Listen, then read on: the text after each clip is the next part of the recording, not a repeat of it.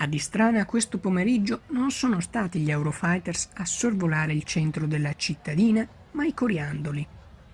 Centinaia di piccoli puntini colorati lanciati dai 9 carri protagonisti della giornata.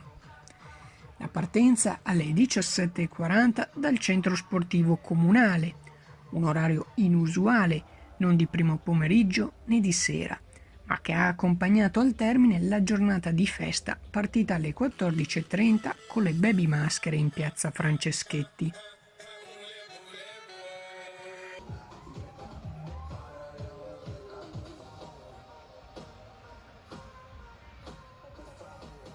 E quest'anno a festeggiare è stato lo stesso Carnevale, che compie 10 anni, un evento ormai consolidato e che fa parte del tessuto di questa città.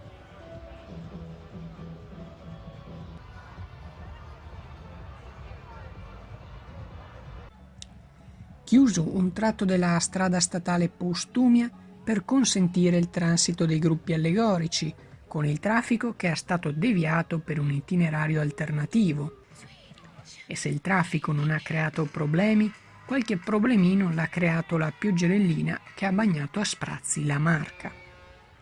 Ma anche sotto la pioggia si continua a ballare e a divertirsi a ritmo di musica.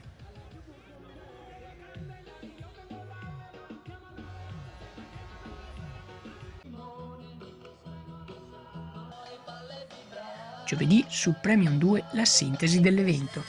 Sfishammer Channel News, Istrana.